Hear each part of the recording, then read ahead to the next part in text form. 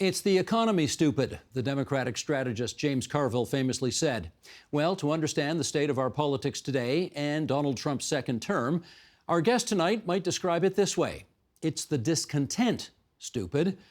We welcome back Michael Sandel. He is a professor of political philosophy at Harvard, author of a new edition of Democracy's Discontent, and co-author of the most recent Equality, What It Means and Why It Matters.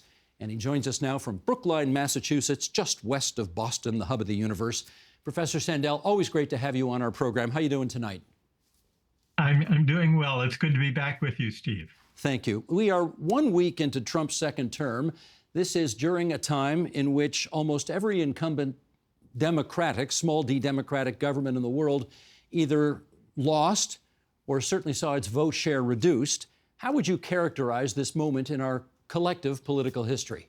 A moment of danger for democracy, and also a moment when the center left seems exhausted politically, but also ideologically, in need of rethinking its mission and purpose. Part of what enabled Donald Trump to win a second term in the White House is that the Democratic Party, I think, had lost its energy, its sense of mission and purpose, and in particular, it's alienated working people, the working class voters who once constituted the primary base of their support.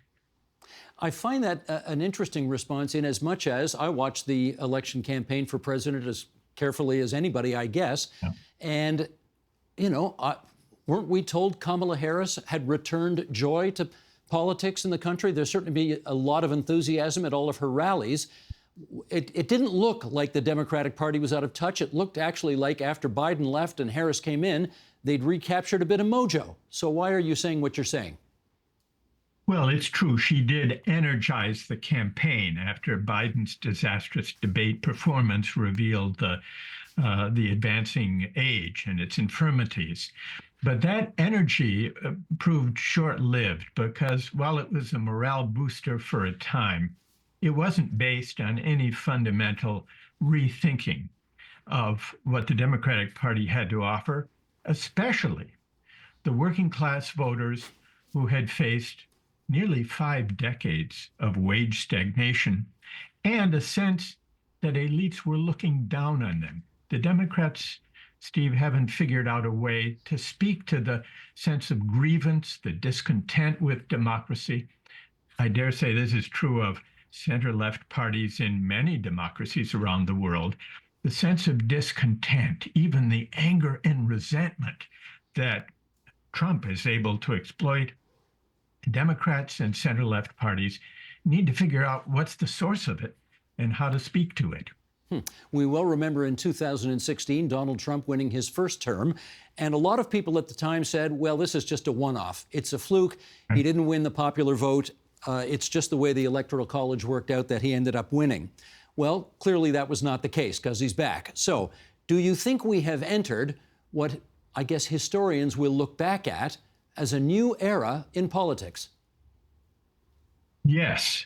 And what the name of that new era will be remains to be seen. At the moment, the name of it is the era of Donald Trump, because it turns out, just as you say, his 2016 election turned out not to be a fluke.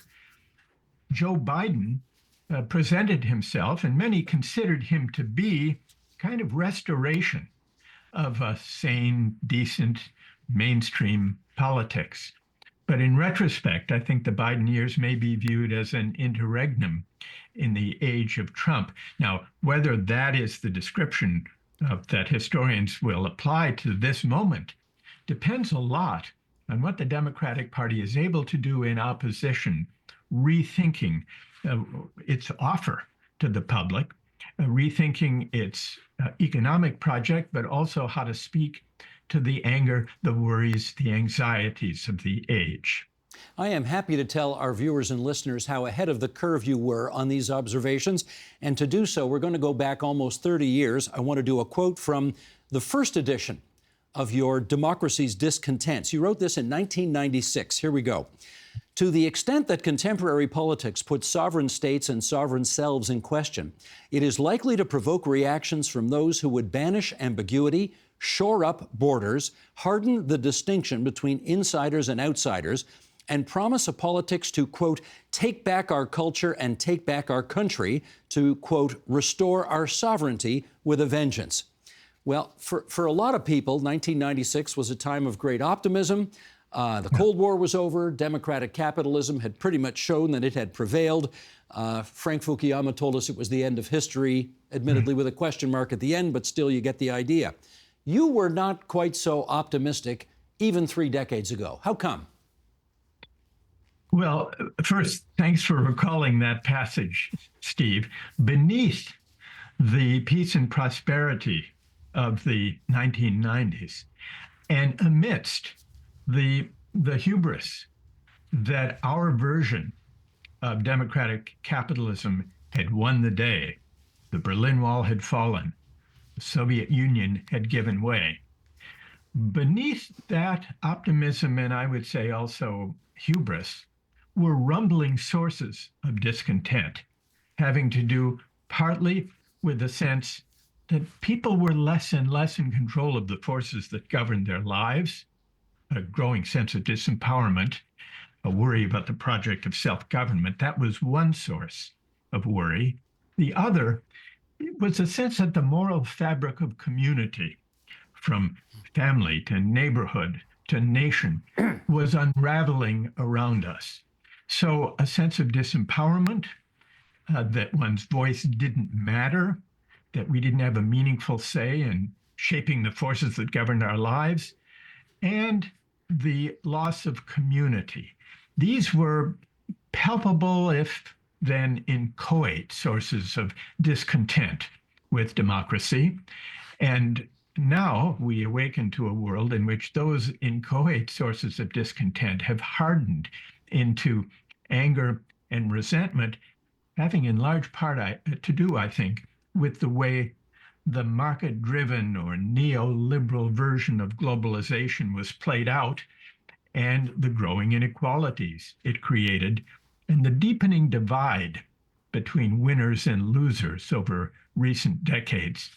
The mainstream parties, and especially the Democratic Party in the US, and I would say mainstream center-left parties in many democracies, were actually among the most enthusiastic supporters of that version of globalization and deregulation. And then we had the financial crash, and then we had the bank bailout, and that's what hardened. That's what hardened the anger, I think. And Democrats and center-left parties haven't figured out how to address that anger.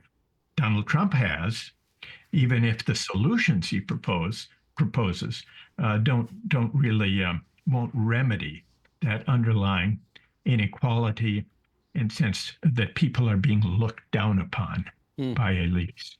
Well, Senator Bernie Sanders, who's from a state right next door to your own, his explanation for why the Democrats have been losing goes like this, quote, "It should come as no great surprise that a Democratic Party which has abandoned working class people would find that the working class has abandoned them." Do you agree with Senator Sanders? I think he's right about that. I think that the Democratic Party, by embracing, and this goes back to the 1990s. I mean, it began the market triumphalist faith as a governing philosophy began with Ronald Reagan and Margaret Thatcher, who argued explicitly that government is the problem and markets are the solution. But even after they were succeeded on the political scene by center-left parties, Bill Clinton in the United States and the New Democrats, Tony Blair in Britain, Gerhard Schroeder in Germany, what these center-left successors to the Reagan era did was they softened the harsh edges of a pure laissez-faire system, but they never challenged the fundamental premise of the market faith the idea that market mechanisms are the primary instruments for defining and achieving the public good. And as a result, we never really had a debate about the role and reach of markets. Instead, we had free trade agreements. We insisted on the free flow of capital across national borders, all in the name of globalization. It was a very particular version of globalization. And yet it was presented as inevitable, as a force of nature. And so people felt not only that inequality was deepening, but that their voices didn't matter. They weren't really being consulted. We weren't debating whether this new set of economic arrangements and the deregulation of the financial industry, whether that really served the public good. And so this is why I think the Democratic Party has been the primary target of the populist backlash against these arrangements. I suspect you could add Canada's Prime Minister of the day, Jean Chrétien, to that list of center-left first ministers, presidents, and so on, because he signed the North American Free Trade Agreement with Bill Clinton. And I guess my question is, if we could go back in time, would your recommendation to them have been, let's not do these free trade agreements, let's stop globalization, because 30 years from now, you have no idea what headache you've got waiting for you? Well, it depends what you mean by globalization.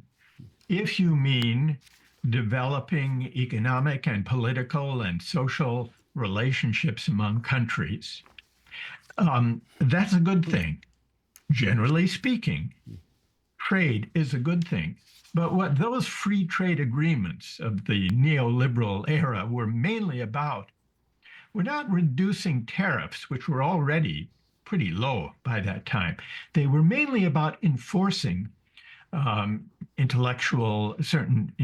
property rights, intellectual property rights regimes, so that Disney could continue to patent Mickey Mouse long into the future, pharmaceutical patents that would be extended to prevent the generic manufacture of drugs. There were all kinds of things built into those free trade agreements.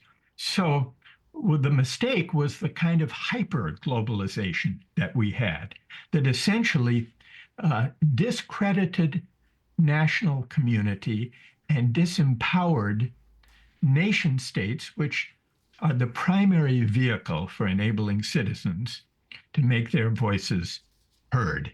And so there was an insistence on free capital flows, unregulated across borders. This led to all kinds of financial instability. The system did produce economic growth. That much of the promise it did achieve. Problem is, almost all of the growth of that period went to the top 10% or 20%. The bottom half, in the United States at least, experienced, in real terms, stagnant wages for nearly 5 decades. So the gains were not fairly distributed. And then when the deregulation led to the financial crisis, and then when the same political actors bailed out Wall Street and left ordinary homeowners to fend for themselves, it's no surprise that ordinary citizens were angry. Let me put a new issue on the table here. And to set it up, I'll tell you about a conversation I had with somebody after the American presidential election passed. And they said, right, I'm mortified that Trump won. Can't stand him.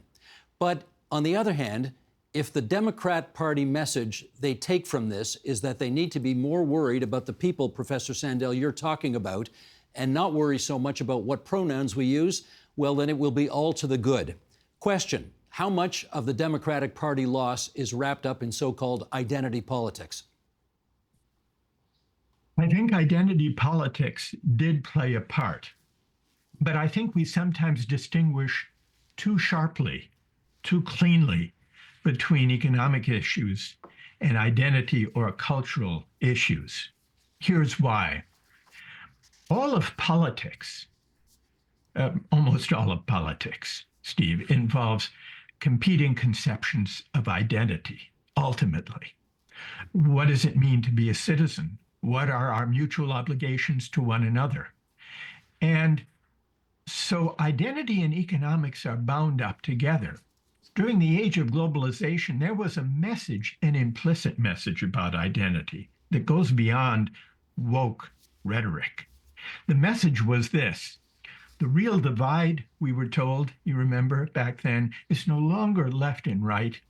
It's between open and closed, which really meant if you're challenging financial deregulation and capital flows and hyperglobalization, you're kind of closed-minded. You're for closing us off from the world. It's on a par with parochialism at best and bigotry at worst, to be closed. Whereas open, you were for free capital flows, the free trade agreements, the deregulation, the rise of finance, and the rest.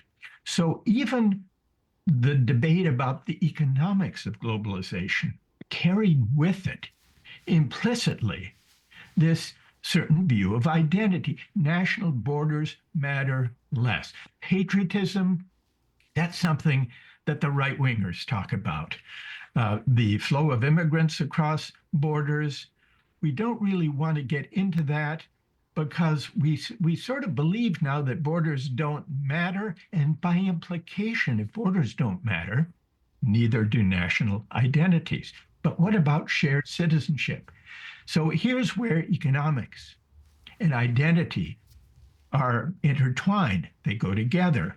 And I think the Democrats missed that, and they embraced a certain view of identity that discredited people's aspiration to belong, to be situated in their world, to feel a sense that citizenship matters, that we have mutual obligations for one another. And so I think it was a mistake for Democrats to cede patriotism, sense of community to the right, rather than to reinterpret the meaning of patriotism, community, and solidarity to inform a progressive politics. Did they not try to do that, though? I mean, the word freedom was all over that Democratic presidential nomination race. Why didn't it work? Well, freedom was, but freedom understood too narrowly, too individualistically, I would say. By freedom, Americans generally, and the Democrats especially in this campaign, really mean the freedom to choose. Now, in the context of the debate about abortion restrictions, that's understandable, and that was a potent and legitimate issue.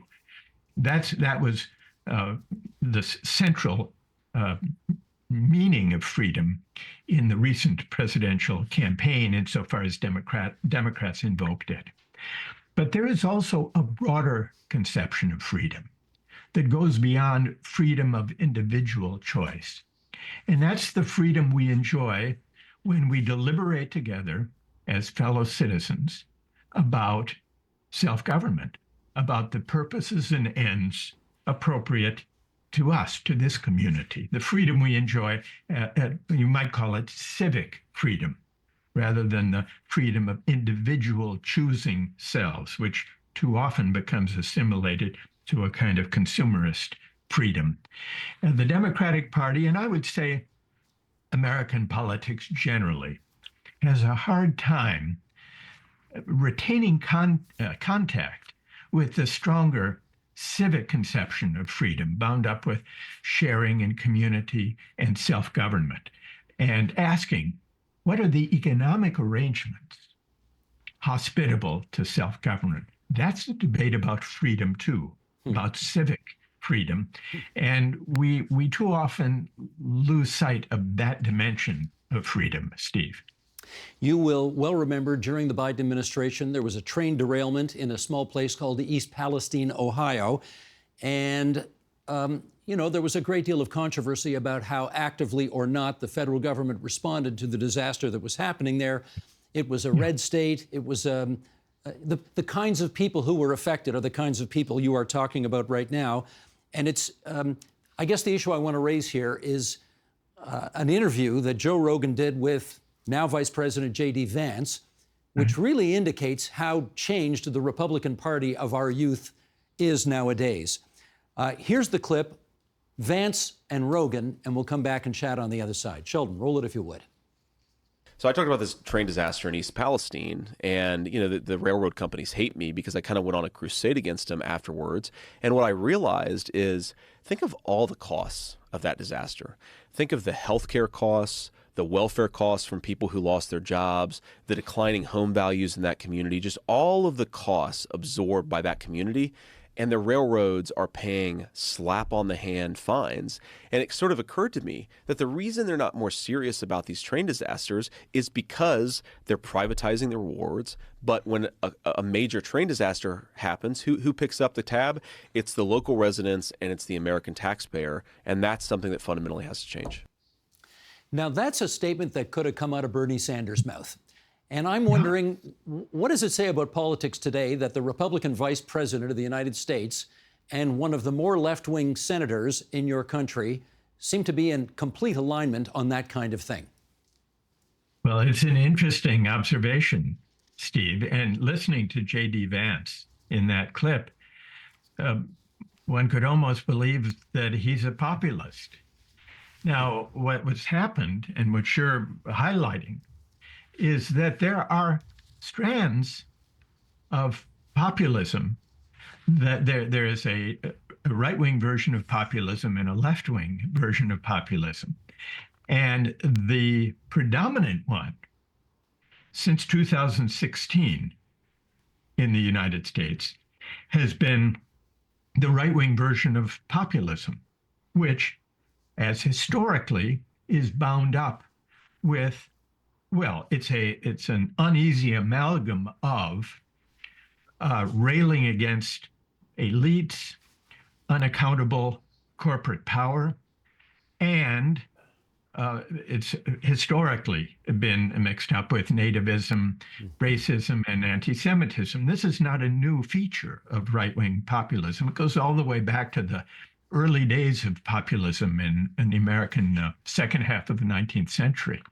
And there has also been a left populism.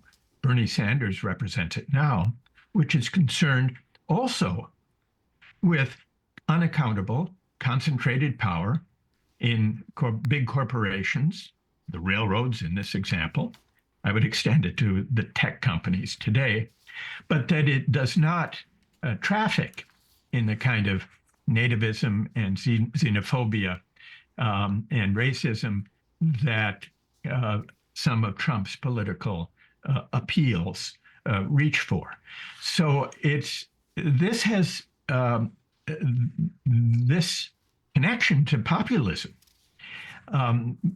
does represent a departure for J.D. Vance and that wing of the MAGA movement, a departure from the traditional mainstream country club republicanism, which was mainly in support of big business.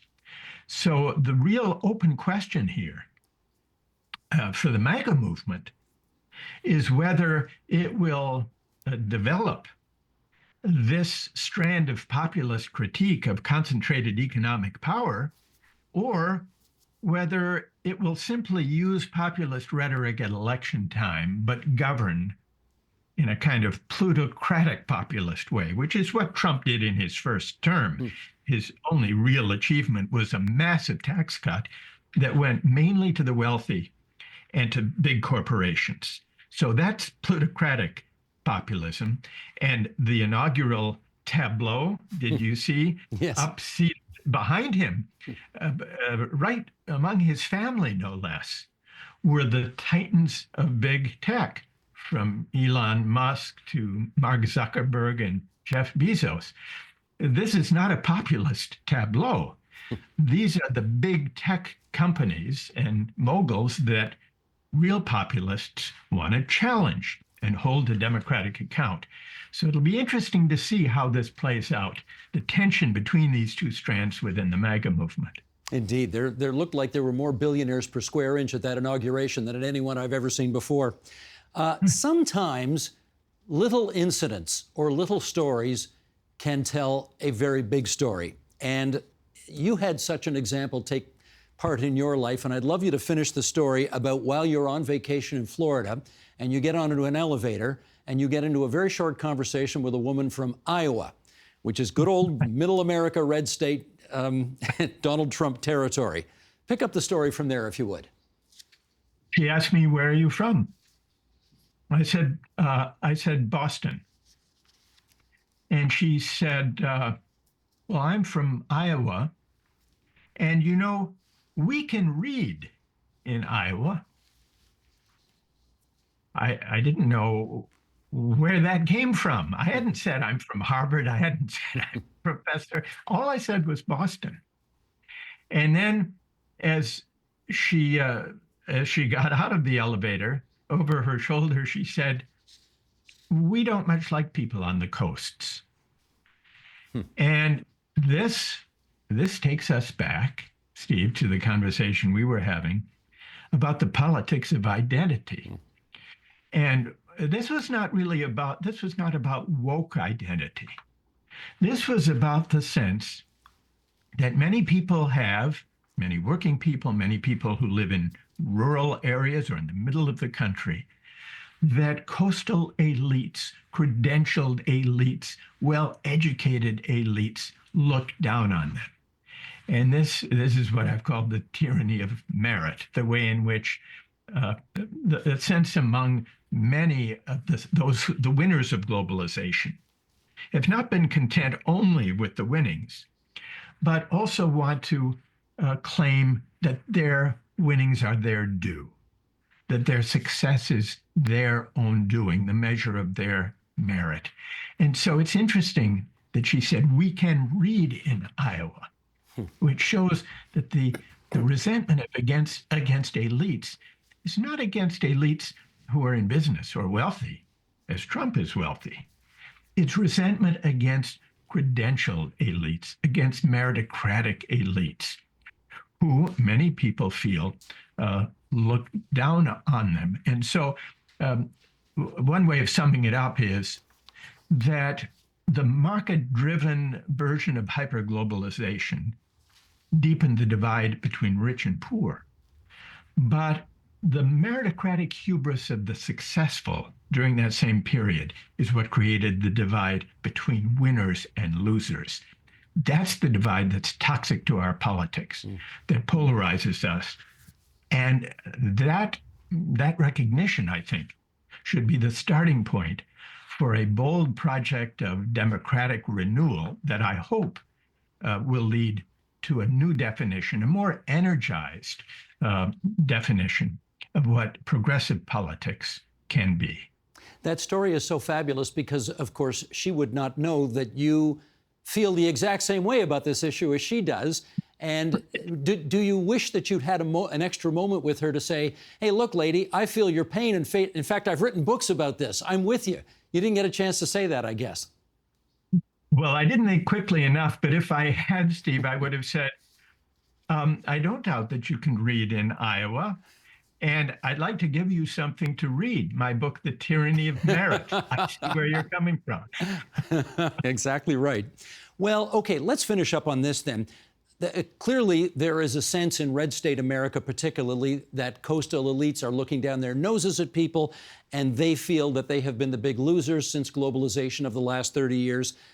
I'd like your prescription on how we can even begin to kind of restore a relationship where red state and blue state can talk to each other again, where people who feel looked down upon can reclaim their dignity, and Americans can, stop these culture, if not stop, at least reduce the culture wars. How do we do that?